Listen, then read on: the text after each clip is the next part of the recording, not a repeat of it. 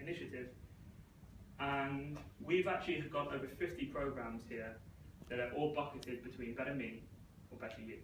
So every cultural initiative we have is aimed to either increase your kind of skills or your capacity or your character, or to help others. And I think where we're slightly different is that with us, culture is not theory. It's not a list of books. It's not like a list of what to do. We've actually gone out and put programs in place to try and get the most out of it, which I'll walk you through. So the first step is that we live it. We literally live and breathe these initiatives that we do here at Nextjump. The second stage is we teach it. We run these academies called Nextjump Academy, whereby in New York, particularly, we have companies like Google or Facebook or corporate clients who come in and learn about our culture. It's like a day-long session, and if anyone here is interested, we're more than happy to do one to go over more depth. So that's teach it and share it. All these kind of initiatives we run are scalable, and again, we'll go through them. We have made a lot of mistakes, and each one of these represents mistakes we've made with how we've approached these main 6 principles. And in Nextjump Academy, these are actually the 6 things we go through in more depth. Based upon the conversation I had with Asher, we today are really going to focus on the leadership development part. But if there are any questions for any other parts, then please do reach out. So it's ironic because I think how we've approached and the lessons we've learned have actually started from preschool, whereby at preschool you really look at character development. You look at is what you're doing right or wrong. It's not about the result. It's about your characters, about your intentions. And there's this notion of self-awareness, which is how we kind of approach leadership development. Is that are you aware that what you're doing is the right thing to do? It's very direct kind of feedback. And think of it like with a child, you might not like it at first in the short run, but they'll love you in the long run. And that kind of tough medicine approach is how we apply our principles here. So do the leadership development slide now.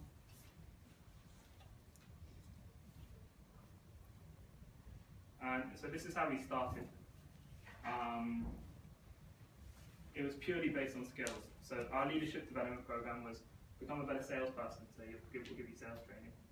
Was become a better software engineer, become a better designer. It's all skills based. And what we learned was that it didn't work. And really, as we grew the business, the leadership wasn't growing at the same rate as the business was growing. And for example, the CEO was still involved in every decision-making process that we're going through. It wasn't a scalable way to grow the company. So we needed to change our approach.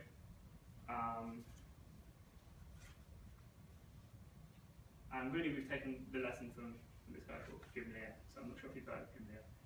He used to be Andre Agassi's coach. He used to be Steffi Graf's coach. So he's in sports kind of performance psychologist. And from there, really, he's helped the FBI. He's helped leading politicians and applied some of the learnings into kind of business. And his main takeaway is that character is like a muscle, and that you can change who you are, and that under periods of stress, your character and balance will be shown. Under periods of stress, who you truly are will be shown. And that's very much how we approach things here. When we talk about self-awareness, it's how do you act under periods of most stress.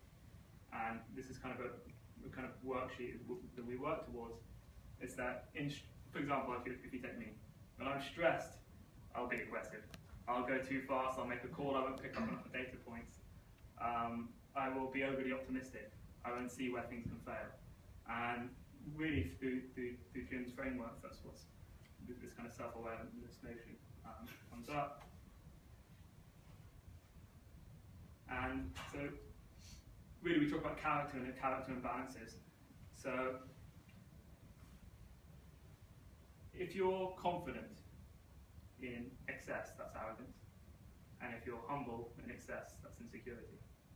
And this notion that in each of us, in these periods of stress, this is how we react in. And if I'm arrogant, then I'm likely to steamroll people. And insecure people are likely to be paralyzed and kind of not make decisions. So I mean, with me, what you'll find is that these things don't just show up in business. They won't show up in how you are at work. They'll show up at home. They'll show up in the gym. I mean, I avoid doing things I don't like. That's one of the learnings that's come from various leadership programs here, is that Tarun doesn't do things he doesn't like. And right now, that's not true. It's the first stage is denial. That's definitely not true. But then I look at my life, and we kind of had feedback sessions with friends, people close to me. So, and I came to this realization that, in fact, at the gym, I'd avoid doing leg sessions. At work, I'd avoid anything that involves contracts. In my relationship, I won't make decisions that things I don't like. The things that's holding me back at work is holding me back in every area of my life, and that's a very profound realization. That it's not just, it's not a skill. It's not the fact that I'm not a good enough, relationship manager. It's the fact that this is actually my character. But like I say, there are programs we've put in place to help identify this and help improve this. So these are a few of the initiatives we have for leadership development. And I'm not going to go through each one, but I'm going to highlight 4 that I think are most relevant, which are talking partners, situational workshops, flow model, and 10x factor. So talking partners. So they're called talking partners. They're also sometimes called toilet paper, because the idea that people take your shit. So which is why it's called that. So I'll explain to talking partners now how it works. So Kevin's my talking partner.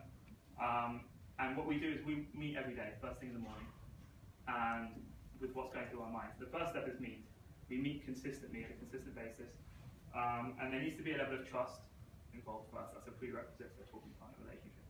And we talk and we say, well, this is what's going on in my life at the moment. And we vent from anything from work to troubled clients or relationships. And what's really valuable is Kevin's providing a different perspective on things. Things that I can't see. So this is kind of co-mentorship. It's helping me kind of see things that I wasn't seeing before, and vice versa. And particularly because our character types are so different, he'll help me provide insights to things that I would never have thought of. And it helps me then when I go to a client, I'm a much more kind of level. And hopefully, if this is something that with students, that you can't be stressed when you're talking to students, you can't be venting when you're talking to students or clients. And this provides an avenue to kind of get the venting out of the way. So the 3 steps of kind of meeting, venting, and getting to work.